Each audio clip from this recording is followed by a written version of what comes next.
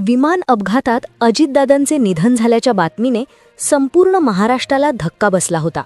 पण सर्वांना एकच प्रश्न पडला होता की हा अपघात होता की घातपात.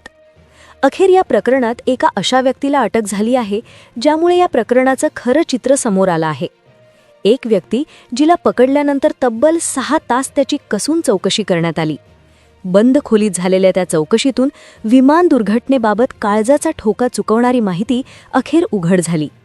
विमान व्यवस्थित उडालं होतं आणि विमान व्यवस्थित उतरणारही होतं, पण विमान उडण्यापूर्वी त्या विमानाच्या बाबतीत नेमकं काय केलं गेलं होतं या संदर्भातील एक अतिशय धक्कादायक माहिती अटक केलेल्या व्यक्तीकडून मिळाली आहे.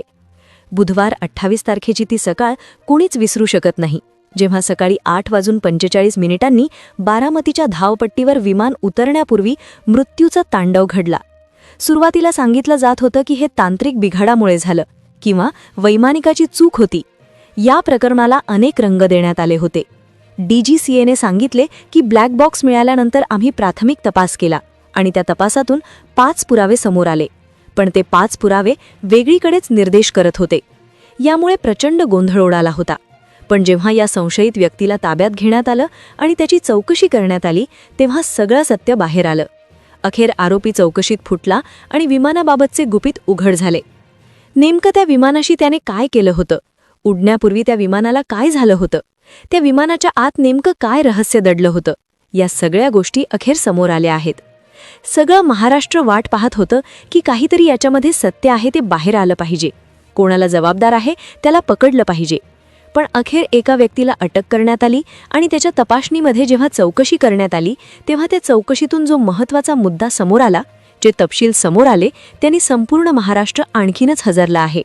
या काळजाला पीळ पाडणाऱ्या घटनेला 72 तास उलटले आहेत, पण 72 तासातच तपास यंत्रणेने अतिशय वेगानं चक्र फिरवली आणि हा अखेर तो आरोपी शोधून काढलाच. आता या अपघाताचे खरं चित्र समोर आलं आहे. कालपर्यंत वृत्तवाहिन्यांवर जे चित्र रंगवले जात होते त्या बातम्या आता फोल ठरल्या आहेत. वैमानिकाच्या कुंडलीचे वाचन केल्यावर हा अपघात नसून काहीतरी वेगळेच शिस्तय असा संशय आता अधिक गडद झाला आहे. कोण होती ती व्यक्ती, त्याने गुन्ह्याची काय कबुली दिली, त्या वैमानिकाचा काळा इतिहास काय सांगतो आणि ते 5 निर्णायक पुरावे नेमके कोणते? चला या संपूर्ण रहस्याचा छडा लावूया या सविस्तर रिपोर्टमधून. अजितदादांचा तो शेवटचा प्रवास नियतीचा होता की नियोजित, यावर सध्या महाराष्ट्रातील कानाकोपऱ्यात संतापाची लाट उसळली आहे. जवळपास 72 तासांहून अधिक काळ या भीषण घटनेला लोटला होता. दादांच्या पार्थिवावर 29 तारखेला अंत्यसंस्कार झाले. त्यानंतर अत्यंत जड अंतःकरणाने त्यांच्या कुटुंबियांनी रक्षा विसर्जनाचा विधी पार पाडला. इकडे राजकीय पटावर मात्र प्रचंड हालचालींना उधाण आले होते. राष्ट्रवादीचा नवा वारसदार कोण होणार यावरून तर्कवितर्कांना वेग आला होता. तर दुसरीकडे सुनेत्रा पवार आता राज्याच्या पहिल्या महिला उपमुख्यमंत्रीपदाची शपथ घेतील अशाही वावड्या उठू लागल्या होत्या. पण तिकडे तपास यंत्रणांचे गुप्तहेर डोळ्यात तेल घालून काम करत होते. शोध पथकाने अशा 5 पुराव्यांची साखळी गुंफली जी या प्रकरणाचा बुरखा टराटरा फाडणारी होती. 5 ठोस पुरावे आणि एक मुख्य आरोपी. त्या संशयिताची कोंडी केली गेली. तो पोपटासारखा बोलू लागला आणि त्याने जे वदले त्याने हे प्रकरण आता साधे राहिले नसल्याचे स्पष्ट झाले. 72 तासांच्या या थरारामध्ये आता अनेक धक्कादायक गोष्टींचा पापुद्र्यांचे अनावरण झाले आहे. आता आपण सर्वात आधी त्या 5 गूढ पुराव्यांचे विश्लेषण करूया जे प्रथम समोर आले आहेत. कारण पहिला पुरावा हा अत्यंत वेगळा असून तो एका CCTV कॅमेऱ्यात कैद झाला आहे. तर दुसरा पुरावा खुद्द अजितदादांचे ते विश्वासू सारथी आहेत जे गेल्या 26 वर्षांपासून सावलीसारखे दादांसोबत असायचे. त्यांनी एक धक्कादायक खुलासा केला आहे. ते म्हणाले, दादा आज जिवंत राहिले असते जर त्यांनी ती एक गोष्ट केली असती तर. दादांच्या बचावाबाबत त्यांच्या त्या चालकांनी सांगितलेली ही माहिती अत्यंत मोलाची ठरली आहे. तर 5वा सर्वात मोठा पुरावा म्हणजे त्या मुख्य संशयिताची अटक, ज्याची 6 तासांच्या चक्रव्यूहात चौकशी झाल्यावर सर्व काही उघड पडले आहे. चला आपण आधी त्या पुराव्यांवर प्रकाश टाकूया की त्यातून नेमके काय निष्पन्न होत आहे आणि हे हत्याकांड आहे की अपघात याचा उलगडा करूया. पुरावे तर सापडलेच होते, पण सगळ्यात महत्त्वाची गोष्ट म्हणजे तो 5वा पुरावा म्हणजे संशयित व्यक्ती, तो आरोपी जो या संपूर्ण षडयंत्राचा शिल्पकार आहे का, अशी दाट शंका पोलिसांना, तपास यंत्रणांना आली होती. त्याला ताब्यात घेऊन जेव्हा खाकीने आपली जरब दाखवली तेव्हा 6 तासांच्या त्या जवानीत त्याने काय सत्य ओकले हाच या प्रकरणाचा सर्वात मोठा टर्निंग पॉइंट ठरला आहे. आता यात सर्वात महत्त्वाची गोष्ट अशी की तपास पथकाला सुरुवातीला असे वाटले होते की या दुर्घटनेचे मूळ तांत्रिक बिघाड किंवा मानवी चुकांमध्ये असू शकते. यंत्रणांनी तपासाचा फास आवळला, कारण विषय होता महाराष्ट्रातील एका जनमानसातील दिग्गज आणि अनुभवी नेत्याच्या दुर्दैवी अंताचा. म्हणूनच त्यांनी तपासाची गती वाढवली आणि त्याच झंझावातात पहिला पुरावा हाती लागला. तो होता एक सीसीटीव्ही व्हिडिओ. खरं तर या व्हिडिओनेच संशयाचे बी पेरले आणि तिथूनच अटकेच्या सत्राची अधिकृत पायाभरणी झाली. हे फुटेज अशा कोनातून मिळाले आहे जे आजवर जगासमोर आले नव्हते. यात स्पष्ट दिसते की विमान हवेत असताना अचानक एका बाजूला कलंडले. हे काही शत्रूशी लढणारे युद्धविमान नव्हते जे हवेत कसरती करेल. मग या विमानाने अशी बॅरल रोल म्हणजे हवेतच कोलांटी का खाल्ली, हा यक्षप्रश्न आता तपास अधिकाऱ्यांच्या समोर उभा ठाकला होता. जर भर वस्तीत किंवा हवेतच विमानाने अशी भयानक पलटी घेतली असेल तर त्यामागे इंजिनमधील एखादी छुपी त्रुटी होती का, असा संशय बळावला. आणि या पहिल्या पुराव्यामुळेच मग त्या तांत्रिक यंत्रणेत कोण कोण सामील असू शकतात, कोणाचे अक्षम्य दुर्लक्ष झाले, या दिशेने अटकेचे पाऊल उचलण्यात आले. त्या व्यक्तीला बेड्या ठोकल्या आणि प्रश्नोत्तरांची सरबत्ती झाली. पण इकडे दुसरा पुरावा थेट ब्लॅक बॉक्सच्या काळजातून बाहेर आला होता. हा पुरावा मिळाल्यामुळे प्रकरणातील गूढता अधिकच गडद आणि भयानक झाली होती. शेवटच्या क्षणी कॉकपिटमध्ये कोणते शब्द उच्चारले गेले ते समोर येताच आरोपीच्या अटकेची चक्रे अधिक वेगवान झाली. विमानाचा ब्लॅक बॉक्स उघडल्यानंतर एक थरकाप उडवणारी माहिती समोर आली. सकाळी 8:40 वैमानिकाचा कंट्रोल रूमशी संपर्क झाला होता. नियमानुसार संकटाच्या वेळी मे डे असा आणीबाणीचा संदेश दिला जातो, पण या विमानातून तसा कोणताही आक्रोश आला नाही. वैमानिकाचे अखेरचे शब्द होते, ओ शिट.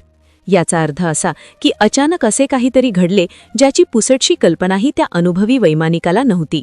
हा दुसरा पुरावा ओरडून सांगतोय की हा केवळ तांत्रिक बिघाड नव्हता, तर काहीतरी आकस्मिक आणि काळजाचा थरकाप उडवणारी घटना होती. आता हा दुसरा पुरावा तपासाचा कणा ठरला. आणीबाणीचा कॉल का दिला गेला नाही? जे पायलट तिथे बसले होते त्यांना या सर्व नियमांची पूर्ण जाणीव असते. मग त्यांनी संपर्क का साधला नाही? की त्यांनी पाठवलेला संदेश वाटेतच दाबला गेला? हा गंभीर मुद्दा आता आरोपीच्या दिशेने संशयाची सुई रोखत होता. त्याला पकडण्यासाठी आता तपास यंत्रणांनी आपला पूर्ण ताकद लावली होती. आता तो गुन्हेगार कोण याची स्पष्ट कल्पना आली होती आणि पथके त्याला झडप घालण्यासाठी निघाली होती. त्याचे नाव जगासमोर येणार होते आणि त्याला कठोर चौकशीच्या आगीतून जावे लागणार होते. पण तिसरा पुरावा ज्याने तपासाला एक नवी दिशा दिली तो म्हणजे तिथे उपस्थित असलेल्या प्रत्यक्षदर्शींनी पाहिलेले दृश्य. विमानाकडे खालून पाहणाऱ्या त्या लोकांनी जे विचित्र वर्णन केले त्यानेच खऱ्या अर्थाने या अटकेच्या कारवाईला खतपाणी घातले. तो तिसरा पुरावा म्हणजे घटनास्थळावरील लोकांचे जबाब. प्रत्यक्षदर्शींनी सांगितले की विमान जमिनीला स्पर्श करण्यापूर्वीच त्याचे हवेत 5 भीषण स्फोट झाले. विमानाचे अवशेष कित्येक किलोमीटरच्या परिघात विखुरले गेले होते. जर हा एखादा साधा अपघात असता तर स्फोट जमिनीवर आदळल्यानंतर व्हायला हवा होता. मात्र हवेतच झालेला हा अग्निकल्लोळ एका मोठ्या षडयंत्राकडे अंगुली निर्देश करत होता. इथे स्पष्टपणे एका कटाची दुर्गंधी येत होती. मग तो कट कशाप्रकारे आणि कोणी रचला असेल यासाठी विमानाचा संपूर्ण इतिहास उकरून काढला गेला आणि त्या इतिहासाच्या पानात तोच मुख्य आरोपी सापडला. त्याला आता ताब्यात घेतले असून त्याची कसून झडती घेतली जाणार होती. चौथ्या पुराव्यामध्ये खऱ्या अर्थाने या संशयिताचा मुखवटा उतरला. तो पुरावा होता त्या विमानाचे तांत्रिक रेकॉर्ड्स आणि जुने रिपोर्ट्स. अजितदादा ज्या विमानाने प्रवास करत होते ते VSR कंपनीच्या मालकीचे होते. या कंपनीचे धनी कॅप्टन VK सिंग आणि रोहित सिंग हे पितापुत्र आहेत. या कंपनीचा पूर्व इतिहास अत्यंत कलंकित आहे. जेव्हा तपास पथक दिल्लीतील त्यांच्या कार्यालयात धडकले तेव्हा तिथे शटर ओढलेले होते आणि कर्मचारी पसार झाले होते. पण एक मासा पोलिसांच्या जाळ्यात अडकला. त्याची 6 तास चौकशी झाली. विमान 16 वर्षे जुने होते आणि वैमानिकाला मद्यपानाच्या सवयीमुळे 2दा कामावरून काढण्यात आले होते. हे विदारक सत्य आता बाहेर येत होते. आता आपण या संपूर्ण प्रकरणाच्या शेवटच्या आणि सर्वात धक्कादायक वळणावर आलो आहोत. ज्या व्यक्तीला 6 तास डांबून चौकशी केली गेली, ज्याने सुरुवातीला मला काहीच ठाऊक नाही असे म्हणून पोलिसांना हुलकावणी दिली, अखेर त्याने आपले पाप कबूल केले. तो इसम दुसरा तिसरा कोणीच नसून VK व्हेंचर्सचा मालक होता, ज्याने केवळ स्वार्थासाठी आणि पैशांच्या हव्यासापोटी अतिशय निकृष्ट दर्जाची विमाने प्रवासासाठी धाडली होती.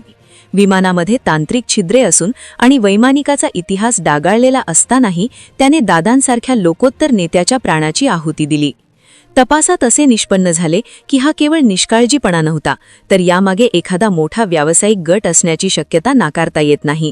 या मालकाला आता गजाआड करण्यात आले असून त्याच्यावर सदोष मनुष्यवधाचा गुन्हा नोंदवण्यात आला आहे. अजितदादांसारखा एक जननायक अशा प्रकारे एका बेजबाबदार कंपनीच्या आणि गुन्हेगारी प्रवृत्तीच्या मालकाच्या घोर चुकीमुळे आपल्यातून निघून गेला, हे महाराष्ट्राचे दुर्दैव आहे.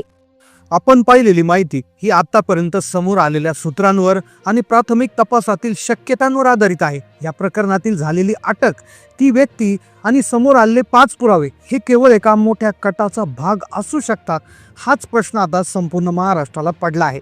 आमचा उद्देश कोणावरही आरोप करणे नसून या भीषण घटनेमागील संशयास्पद पैलू तुमच्यासमोर मांडणे हाच आहे.